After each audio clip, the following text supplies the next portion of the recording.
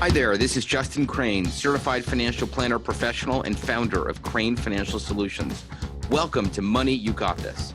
So how can you really live? How? By uniting your business money, your personal money with your life and your business. Word up. Krane Financial is an SEC-registered investment advisor. However, such registration does not imply a certain level of skill or training, and no inference to the contrary should be made. A copy of our current written disclosure statement discussing our advisory services and fees is available upon request. Information contained herein is for informational and illustrative purposes only, and general in nature. It should not be considered specific financial planning or investment advice, or a recommendation to buy or sell any type of securities or other investment products. Hey everyone, welcome to Money You Got This. This show is brought to you by Krane Financial Solutions. I'm Justin Krane. I'm a certified financial planner professional. We offer investment management services and financial planning for entrepreneurs. I'm also the author of the book, Money You Got This. It's kind of fun and interesting read about life and money. Half of them are my crazy, funny life experiences about simply nothing. It's like Curb Your Enthusiasm in Seinfeld. I'm psyched you're listening to the show. I want to give you this free report, 3 things multimillionaires do to grow their wealth. Just go to coolmoneyshow.com to grab it. That's coolmoneyshow.com to grab it. Thanks. Today's guest is Austin Netzley. Before I introduce him, check this out. He's got the 2-week vacation test, and he's got from 6 to 7 figures. So these are great. I've thumbed through some of it, and he's got some great content in here, and we're going to get into it. So who is Austin? First of all, Austin is from Austin, like that. That's right.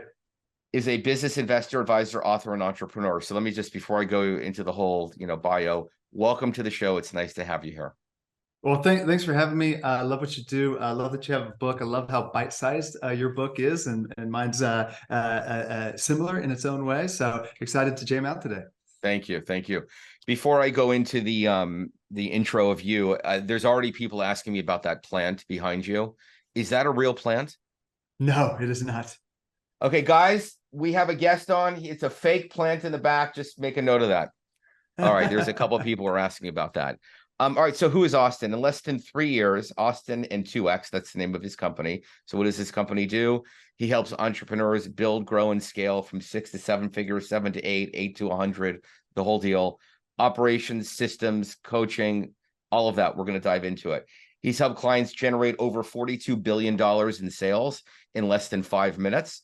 He works one-on-one with clients and CEOs to help them simplify their strategy, systems, ops, consistency, control, all of that. He's been in ink. He's one of the fastest growers out there. He's like 8 feet tall. He's written 2 books, the 2-week vacation test right here. I wish I would be like on vacation in a beach. In fact, I should do a Zoom background and change it to like where I'm on vacation.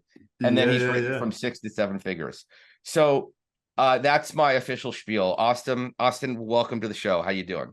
I'm excited to be here. I love that we're starting fast. We're jumping right in, and we're going to have some fun today. Exactly. All right. So a lot of what you teach and coach on are frameworks, and they're familiar frameworks to me and a lot of entrepreneurs out there. What I want to do today is go a lot deeper with case studies, examples, and me asking the same question. What do you really mean? How should we really do it? Because my audience are entrepreneurs. They are 6 figures. A lot of them are 7 trying to get to 8. And I'm sure there's some frameworks that you can go through that can go even deeper. So just the first one is, let's just 10 seconds scaling. What does that mean? And then let's go deeper on scaling, because I think it's so important.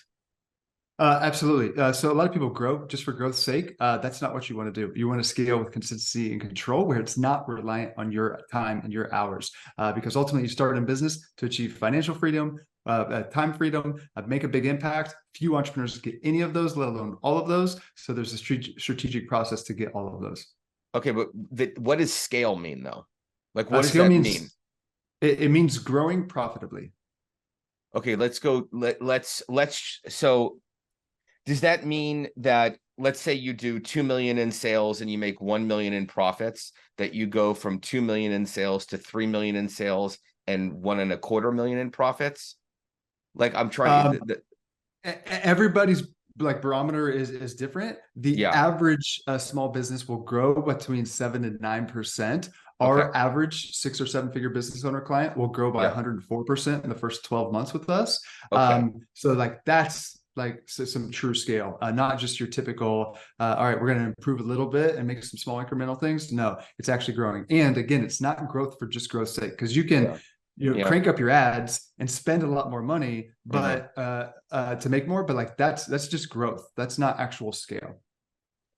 Isn't scale where you're growing your revenues and your expenses are not going by the same point, which means your profits are better? Exactly. So how do you do that?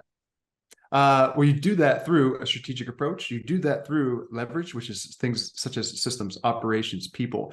And you do that through taking one thing at a time. So most small business owners are doing way too many things. Yeah. Their business is way too complex. You can't scale complexity. You can't scale a house of cards. So what we've got to do is go back, first and foremost, clean things up, have the proper foundation, take a strategic approach, build operational excellence, and then attack one piece at a time. And if we do that, every month and quarter, you're building a healthier business that's less reliant on you and your time, a more profitable business, a more strategic business. And every single quarter, you're stacking these bricks on top of each other one at a time, so that you look back over the last year and you're like, wow, I'm in a completely different spot, which is very rare. Most entrepreneurs are like dealing with the same problems and the same issues as they were, 6 and 12 months ago. So let's go with an example, getting back to the scale. Let's say you're a business owner and you're doing $1 million in sales. You have 3 employees. Your profits are 400 grand, whatever the number is. Yep. And you want to like do a new website. You want to tighten up your messaging. You want to maybe create a new offering, a new line item on the P&L, and you want to like go to a trade show. And you also need to put a kid through college, and like you have all of these things coming at you, right? This is a show about money and life, right? Money, you got this. So someone wants to scale, and there's like 5 things that they want to do, and they've been making the same in sales and profits. How do you do that? Like, do you pick one thing and then just do that and then go to the next thing? How does that work? Good question.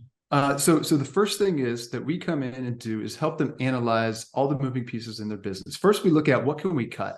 What is going on in the business that is not really producing? All right. We've worked with now hundreds and hundreds and hundreds of 6 and 7 figure businesses all across the globe. Every single time we come into a business, we see about 40% that is just absolute waste. 40? Oh my God. Tell us some of these. Like maybe there's something that we can cut that would be good. Give us some examples. Well, let's look at your marketing channels. All right. Most people have 6 or 7 or 8 different marketing channels, 2 of which are actually producing 80 to 90% of the results. All right, let's cut those out and focus on the 2, right? That's one example. Another is products. Most people are not really clear on their true profitability for each one of their core offers. And if we're not really clear on the numbers, then we're just guessing. We're driving blind. And oftentimes what you really go into and learn the numbers will slap you over the head with, hey, stupid, this is the place to focus, which we feel bad because we're working really hard, but we're making the wrong decisions because we don't have the visibility. So the numbers are really, really important to do that. That's another example. Let's go back. Hold on. I'm going to interrupt you because I want to go back because people are thinking about this. The first thing is I see this a lot. Like I'm a CFP. I do some fractional CFO work. So you're speaking to me and I want to go deeper. I want to go to the mindset part of this. I'm really curious about your opinion.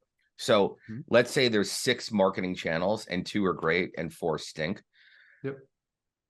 What would you say to the person that doesn't even know about that and how they should approach measuring it and what they need to do about that?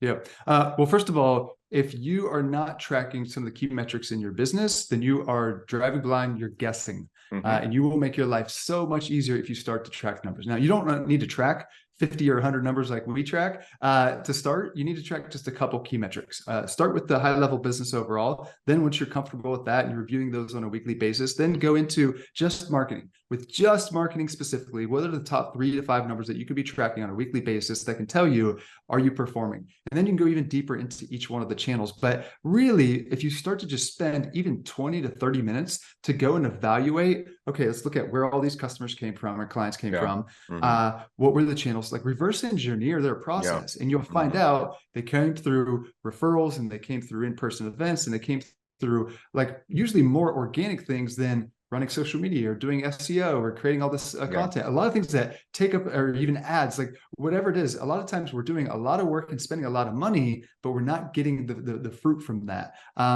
And I'm not to say that you shouldn't have multiple channels and it's not easy to take content, Mhm. like for instance, from a podcast and turn it into YouTube and all these different things. Like that's fine, but that should take literally zero of your time. You can have somebody else be doing that. You need to really focus on one primary channel. So we call it 1-2-30, one primary channel that is clear, that is your core, and you're going to optimize it, and you're going to focus on it, and you're going to turn it into a machine, and you're going to scale that up. That's one that's going to get you like a lot of traction consistently. 2 supporting channels that are producing, they're profitable, they're easy to do, they again are good, but they're Wait, necessarily your core this is channel. great. This is great. I got to stop you there because I want everyone to actually consume this, like you're saying, Yeah, because it's yeah, so important. So let me just go back to one point, and then I want you to continue.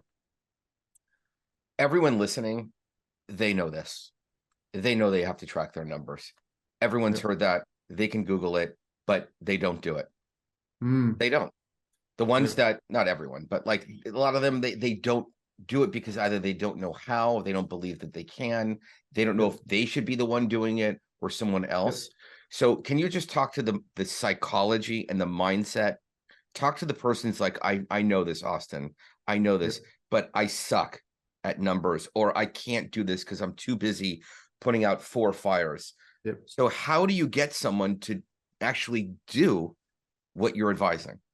Yeah, great question, and great challenge. And I see it all the time. And the first thing is we have to make the mindset shift to go pro.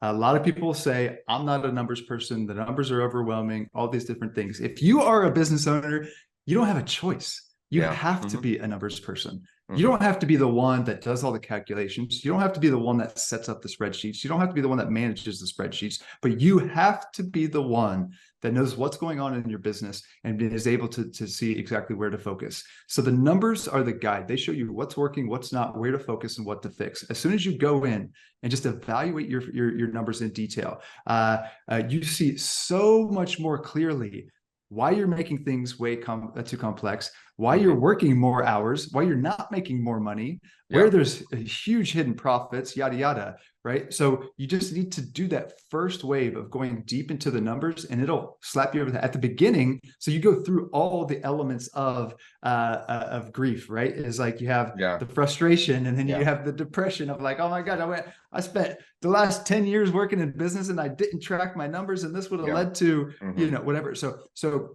you go through all those emotions, but as soon as you start to use them to see, hey, these are going to make my life easier. These are going to make my business way more profitable. These are going to allow me to simplify. These are going to allow me to get my team really Hmm. clear and aligned. This is going to allow Hmm. me to hold my team more accountable and get them to produce more. Like I just mentioned 4 or 5 Yeah. Yeah. things Hmm. that are life changing, let alone Yeah. business changing, just by knowing your numbers. All right, there's few things more important. All right, so we've got 3 key pillars of how our whole methodology is what it's built on. Number 1 is that there's a very strategic order to growth. It's not only Well, important wait, say what that we again, work a on. little slower. Say that again. Yeah, sorry, I speak fast. There is a very strategic order to growth. All right. It's not only important what we work on, it's really important the order that matters a ton as well. I'll come back to that in just a second, but I want to get through this. That's number 1. Number 2 is everything that you want to achieve, whether you want to sell your business for millions of dollars, whether you want to, work 20 hours a week and have a great Hmm. lifestyle, whether you want to Hmm. just scale to the next level, whether you just want to reduce your stress, whatever. No matter what your goals are, everything is possible on the other side of the machine. What that means is that operational excellence is an absolute critical factor for small business owners to master. And then the third one is that the numbers are the guide. Right. So there's a very Hmm. strategic order to growth. Everything you want is on the other side of the machine, and numbers are the guide. Again, they show you what's working, what not. So you're really nailing in on one of the most important things that business owners can really understand, because they give you the clarity, the confidence, the control. They allow you to make decisions, accountable, all the different things. Now, there's numbers for your business overall, which are KPIs, key performance indicators. And then there's also the numbers that you help people with, which is the money side. And you need to know both. And we can talk about all the profitability and different pieces there. But we like to start with both of those segments, but they're separate. But you should every single week be evaluating your KPIs, your business numbers, and then every single, at least month, you should be really evaluating your financials as well. But both of those will give you a lot of clarity of where to focus and what to fix in your business. Okay, so everyone listening heard a lot of data, and we have to slow down and just get with the first one, and let's go to second and third. Strategic order to growth. Yep. What does that mean? Like, what's the path of that growth? Yep. So here's an example. Everybody's like, all right, I want to scale. I want to get to the next level. I'm at $1 million. I've been at $1 million for 2 years now. Like, I'm ready to go to the next level. So they go and they hire a marketing agency. This marketing agency is talking about how it's going to be easy, and I'm going to set up these things and I'm going to make you rich overnight, yada, yada. And they go and they give them a lot of money, and they spend a lot of money on ads, and they go, 3 to 6 months, and they spend, $50,000, and all that they have is more work to do, new tech to figure out, a lot more expenses. They've got some new clients coming in, but their bank account's not any bigger. Their team has more work. There's more headaches, yada yada. So they're working on an element that they think is going to help them scale, but it's out of order because that agency doesn't work, because they're not selling an irresistible offer. They don't have a great sales system. So when they do get the leads, they're not effectively converting them or following up or managing them. They don't have great fulfillment. So when they do bring in a new client, it causes more work and headaches for the team. It pulls the founder back in, yada, yada. So that's just one example of working on something that we think is going to help scale, but actually holds us back and keeps us on the hamster wheel. Whereas what instead, if we go back to the foundation, and we say, we evaluate the business in detail, and we get really clear on exactly who's the best avatar that we're going to go after, and the exact offer that we can make them, and making that an irresistible offer. This way, we're getting really strategic and intentional. We're simplifying things down. We're getting the team and business more focused. And then when we go to marketing, it makes it like so much better converting, so much more profitable, so much more scalable, right? That's just one example. Another is going out and hiring for a role. When we actually build operational excellence, we realize that we don't even need that role, right? Anyhow, I could go through a bunch of different examples of how we think that we're working on the right things, but if we're not set up for success, then we're not going to get the best traction. We're going to waste a lot of time, effort, and money, again, just not get to where we want to go. So our general process is, first and foremost, we need to start with the vision. Where do you want to go? What do you want to achieve? All right. So oftentimes, this sounds pretty simple, but we oftentimes are working our butts off, but we forget what success is. We forget where we're trying to go, right? So first of all, we need to understand what's the destination. Like, you don't get into your car until you know where you're going, but oftentimes we're driving our business without that clear end in sight. So as soon as we understand that, then we can figure out, hey, what does the business model need to look like? How does your time need to be structured? Who's on your team? Who are you going to serve? What's that dream, like, situation look like? Every decision starts with the vision. So that's the first one. From there, we need to make sure that we need to have the strategy and model that's set up to get you there. And it's really strategic and simple and focused and targeted. Can I interrupt you for a sec? I'm sorry. Sure. I got to slow down again. You're so excited with so much good content, but I want everyone to implement what you're advising, and we'll give everyone links on how to reach out to you. But it sounds like the first thing is to start with the vision. So let's say you're an entrepreneur and you're in business, you're doing $1 million, but you want to grow, but you're stuck and you need to redo your vision. Yep. Who should be involved in creating that vision? And when do you do it? Do you do it Tuesday at 3:00? Do you do it on a retreat with your staff in the mountains to get out of your ordinary thing? Do you just pick a day? Do you take a day off and work on it? Do you block your calendar? And then what's the framework for a vision? And what if I don't even know what my vision is? Yep. The hardest thing to figure out is your vision, right? It's like, it seems like but it's the hardest thing to figure out.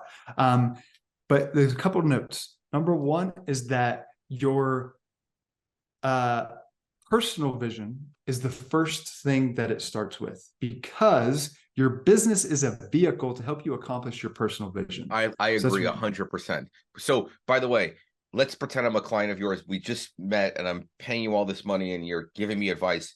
What is the question that you're asking me about my vision? well, first of all, I'm keeping it broad. I'm keeping Yeah, it broad to start to see where your yeah, mind goes, what comes yeah. up for you. Then we're getting into more specific details of Hold on. how. Ask me the question though. I want everyone to hear the questions that you're asking. So give me an Yeah, example of a question or two about the first order of growth, which is vision. yeah. Justin, paint the picture for me. What's your vision? What's your future? Where do you want to be? Let's say 3 to 5 years from now. Take me there. What does that look like for you in your personal life? Got it. Okay. So in my personal life, I want to be healthy. I want to have the same amount of free time that I have now. Um, I want to travel a little bit more. I'd like to maybe work one day less. And I still want to be involved in my business. Okay, cool. So I would get into more details of, okay, well, how many days does that mean? How many hours does that mean? What's your family life look like? What's the ideal situation there? What about relationship? Yeah. What kind of things do you like to spend your time on? Like, what's that look like? What's your wealth goals? How does your business fit into that? Where's your current situation now? And that helps give us kind of this full 360 view of like, all right, that's it. Now we need the business as a vehicle to help get there. And what we call level 10 life is like this all-encompassing vision. Yeah. And if you're an ambitious entrepreneur, which almost everybody is, it sounds not I shouldn't say everybody is, but a successful life, in our opinion, has these amazing elements of the personal life outside of business Mm-hmm. and also the success in business, right? Mm-hmm. And a level 10 life is both of those things combined. So we want to understand that, but we start with the general things. All right. Okay. So you don't want to be working 60 hours a week. You don't want to be doing X, Y, and Z. You don't Mm-hmm. want to be spending your time on these types of things. All right. That helps us start to dictate things. Now, we don't need to change everything right now, because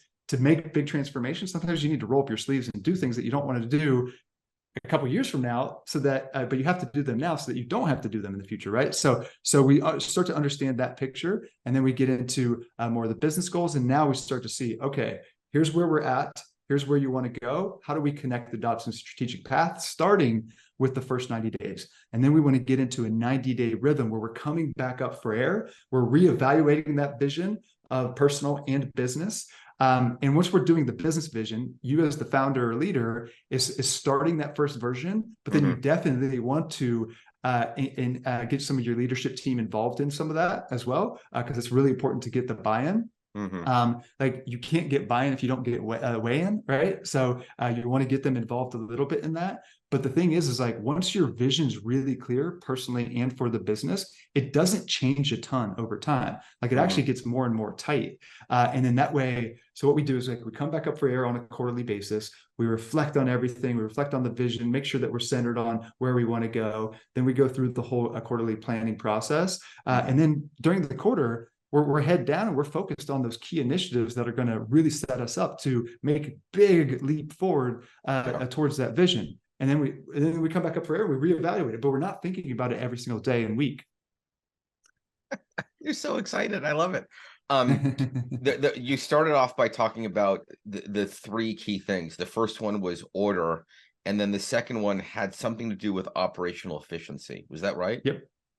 Exactly. I've listened to a few of your interviews, and I love this, and I think this is what maybe what was the third point? Second one was operational efficiency. Numbers are the guide. Numbers. Yeah. Yep. So I heard you say that your business won't grow where you're at as a leader. It comes back to the equilibrium. And so your business will never far exceed where you are at as the leader. So if you don't grow personally, your business won't grow. If your leadership doesn't grow, your business won't grow. Okay. Does that I think that's more of an all-encompassing thing of the overall, like maybe it's the bigger circle of the three things that you want. But I heard that, I'm like, oh wow, that's pretty cool, because my business has grown when personally I've grown. Once I Absolutely. personally It always grow, then does. the business grows. It's crazy.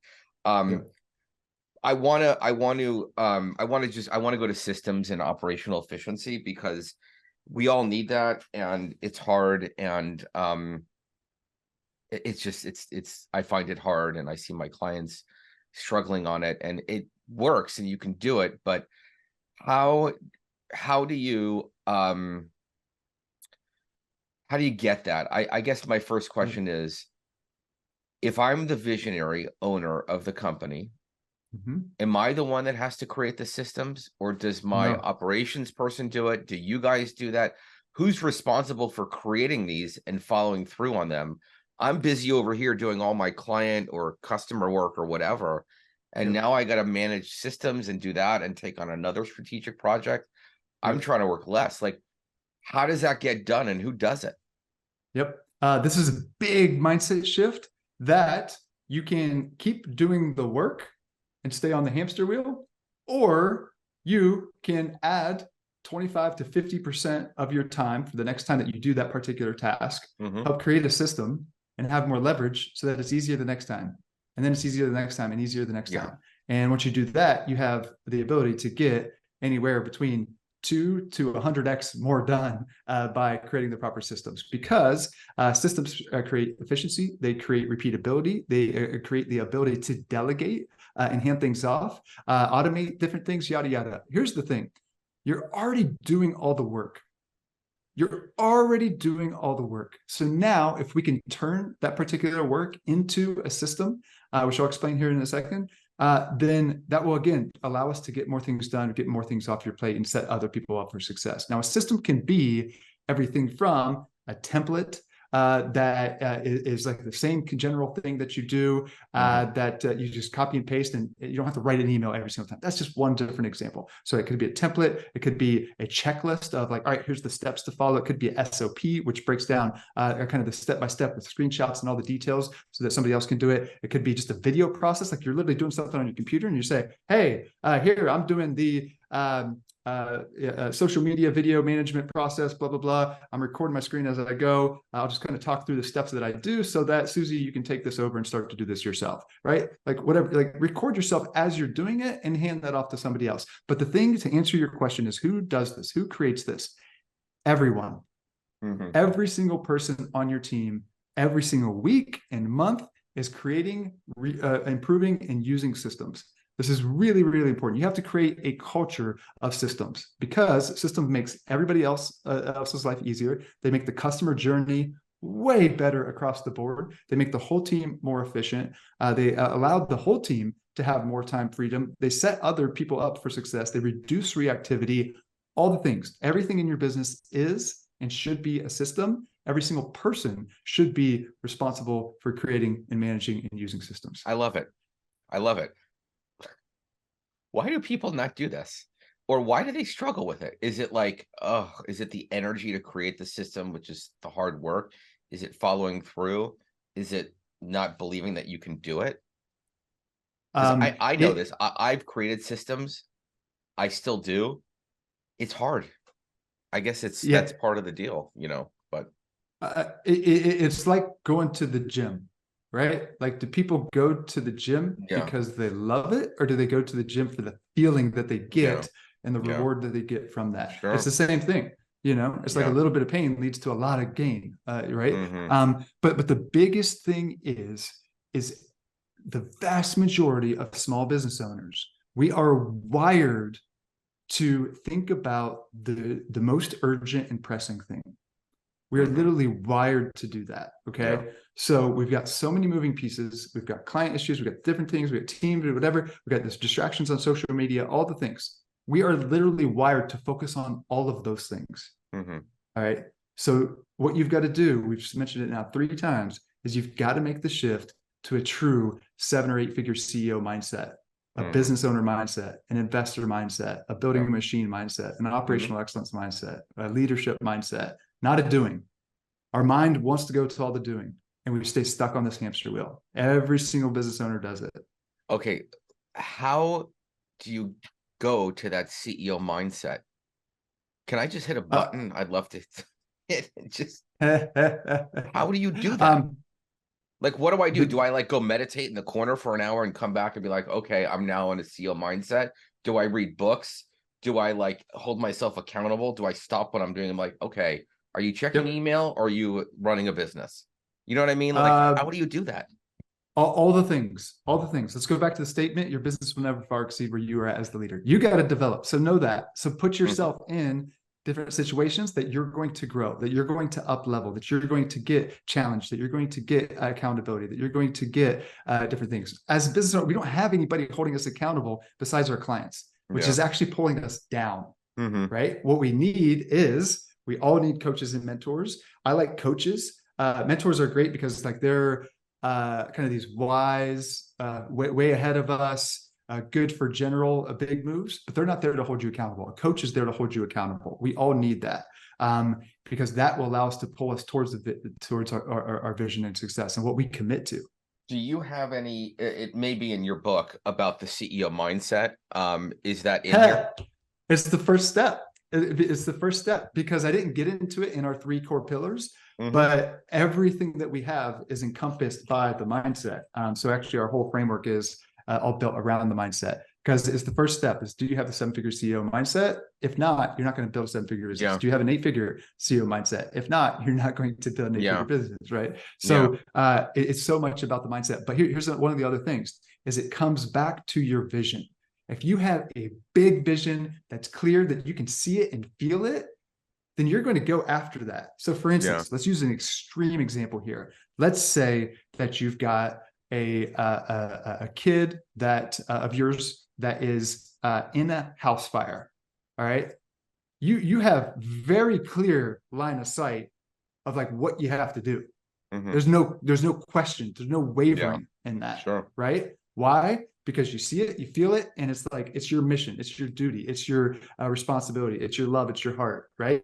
So like you're going to go and do that through some hard stuff, right?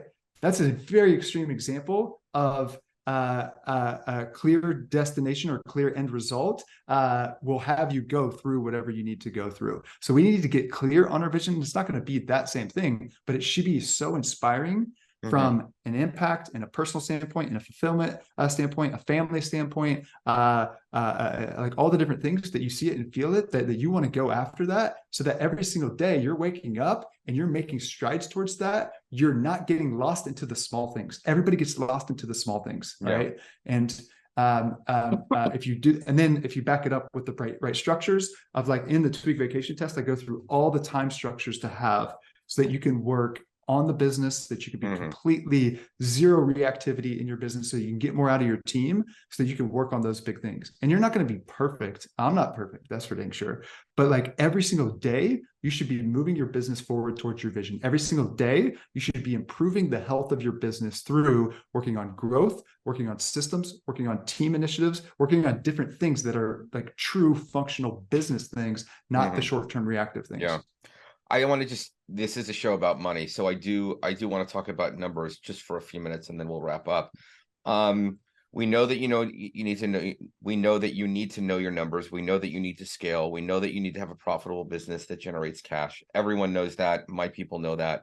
What I'm curious is, give us your perspective on what are you doing in your own business based on the fact that you know your numbers. Yep. How are you running your business? What are you doing with it? Because you're tapped into and understand the financial side of your business. Yeah.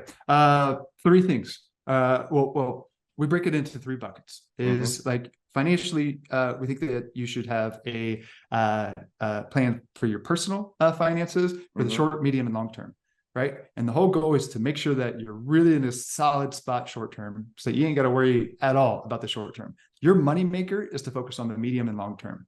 And most business owners, again, if you can be spending most of your time answering the question, what is going to set me up for big success 6 to 12 months from now? That's where you're Hmm. going to see the huge consistent growth. Again, most people are just focused on Hmm. this week, this month, hitting the numbers, yada, yada, right? Hmm. So short, medium, and long term. If you can be thinking about that for your personal finances, you're in a really good spot. If you can be thinking about that from a business standpoint, you're in a really good spot. So from a numbers and financial standpoint and wealth standpoint, I'm thinking, how does my business help me drive great goals and success for the short term, medium term, and long term. And I have different actions that I'm working on every single week that are moving each one of those. So Give that's us one one example. Just give us one example of what are you doing in your business to get it financially where you want in 6 months. Like, what are you thinking of?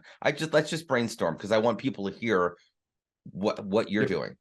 Excellent question. So we are building out the next level of our conversions from our books. So books are a main driver for us, right? Like we Yeah. got great books. They bring in a lot of leads. People read the book. They're like, all right, how do I work with you? They are indoctrinated into our methodology and some of the things that we're talking about here today.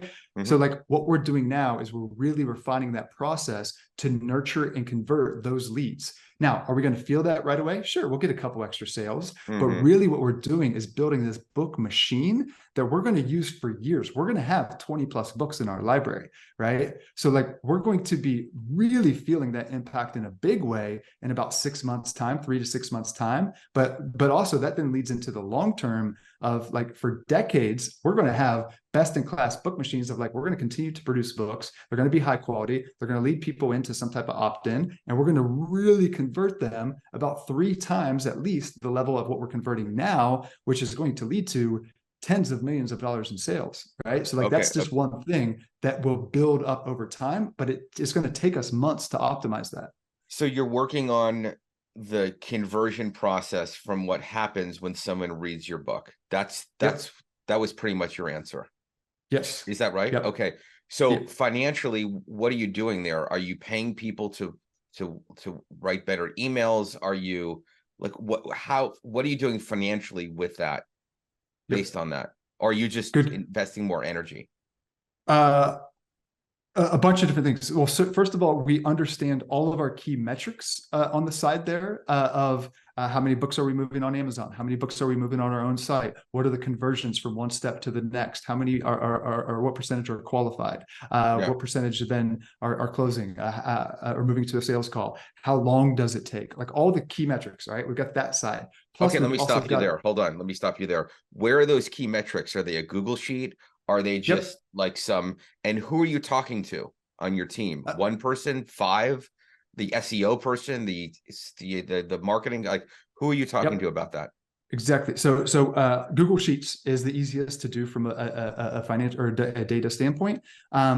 We track those numbers on a weekly basis. And we do have some different reports, like if we're running ads, which we're not at the moment, but we usually will. Like we'll have daily sheets, but weekly is great. So we do weekly, and we're tracking all the key metrics there for each one of our books. We have a virtual assistant in the Philippines that is responsible for updating all the numbers. We get those every single Thursday in the morning. And then we have all of our team in leadership meetings, or I should say leadership meetings and review meetings on Thursdays. So we get the numbers all updated in the morning, looking at the previous 7 days, so we can see the trend over time. So that's one of the people that we're working with there. Plus, we also have 1 or 2 people on our marketing team. And then what we realized is by knowing our numbers and knowing the profitability of each one of our channels and seeing that every single one of our books leads to at least 7 figures in revenue produced. And it's our most profitable channel.